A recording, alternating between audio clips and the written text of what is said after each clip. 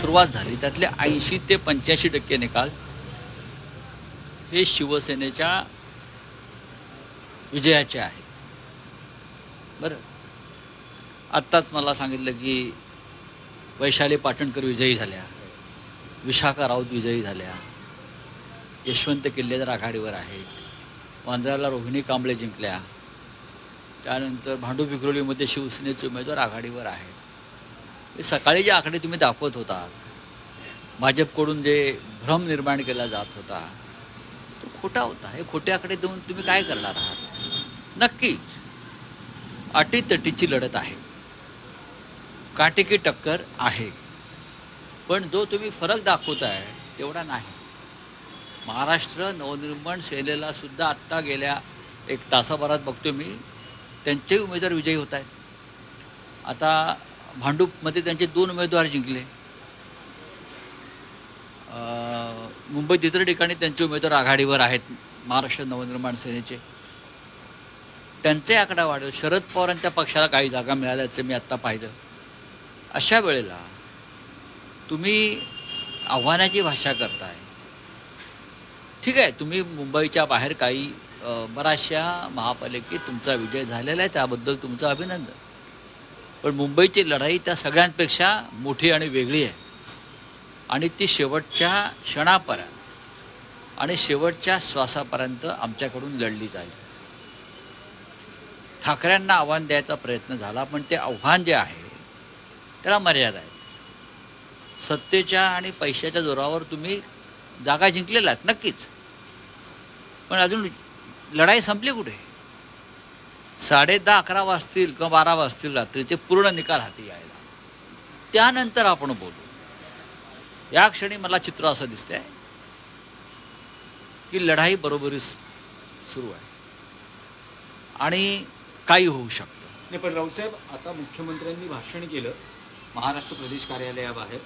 त्यांनी आत्मविश्वास व्यक्त केलेला. ते असं म्हणतात की अजूनही निकाल येणं बाकी आहे, पण त्याआधीच भाजप कार्यालयाबाहेर जल्लोषही सुरू झालेला आहे, एकमेकांना पेढे भरवले जातात आणि मुख्यमंत्र्यांनी म्हटलंय की महायुतीचा महापौर. नाही, ठीक आहे, पाहू ना बघा की तुम्ही शिवसेना फोडून हा विजय मिळवताय. जर शिवसेना फुटली नसती तर शिवसेना एकटी 120-125 जागांवर जिंकली असती आणि भाजपाचा खेळ 50-60मध्ये आटपला असता. हे सगळ्यांना माहिती आहे. पण मुंबईवर महापौर बसवण्यासाठी तुम्ही शिवसेना फोडली.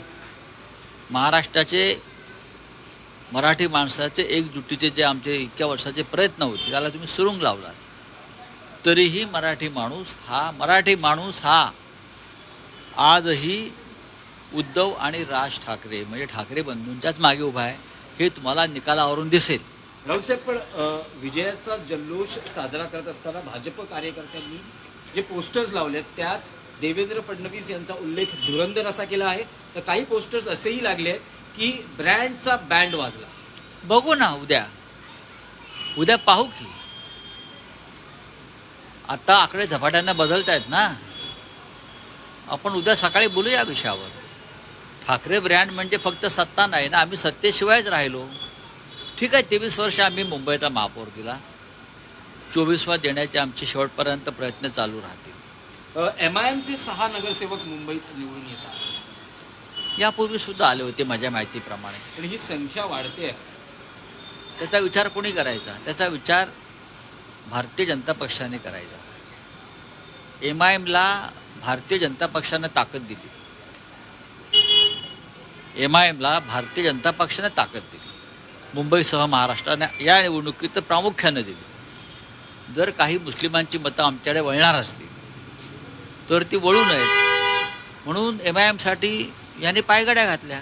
राऊसाहेब, पुणे आणि छत्रपती संभाजीनगर इथल्या आकडेवारीकडे तुम्ही कसं पाहता? कारण इथे पुण्यात अजित पवार किंवा दोन्ही NCP एकत्र होत्या. छत्रपती संभाजीनगरमध्येही भाजपला एक हाती सत्ता मिळताना दिसते. पुण्यातही एक हाती सत्ता मिळताना दिसते. भारतीय जनता पक्षाच्या हातात जर अमेरिकेचा किंवा फ्रान्सचा निवडणूक आयोग असेल तर ते तिकडे सुद्धा एक हाती सत्ता मिळवू शकतात. ब्रिटिश साम्राज्यामध्ये जर त्यांना निवडणूक आयोग मिळाला हाताशी तर ते ब्रिटिश साम्राज्यावर किंवा बॅकिंगहम पॅलेसमध्ये सुद्धा बसून लंडनला त्यांचा महापौर आणू शकतात. त्यांचा सगळा जो जोर आहे तो यंत्रणा ताब्यात घेऊन निवडणूक हायजॅक करण्यावर जोर आहे. आणि त्या पद्धतीनंच त्यांनी सर्व निवडणुका लढल्या, महानगरपालिका, नगरपालिका, विधानसभा. त्यांच्या विजयाला मी निर्भीड विजय मानतच नाही. त्यांनी बॅलेट पेपरवर निवडणुका घ्याव्यात, पैशाचा वापर करू नये, यंत्रणा वापरू नये आणि निवडणूक आयोग नेमताना विरोधी पक्षाला विश्वासात घ्यावं आणि मग निवडणुका घ्याव्यात.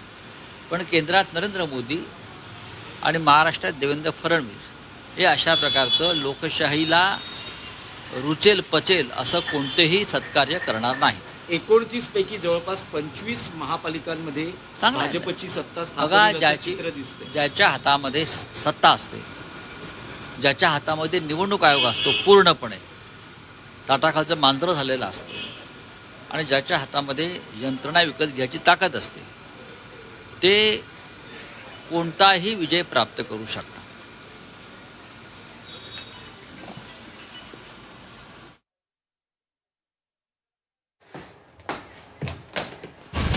बसूनच घेऊ ना.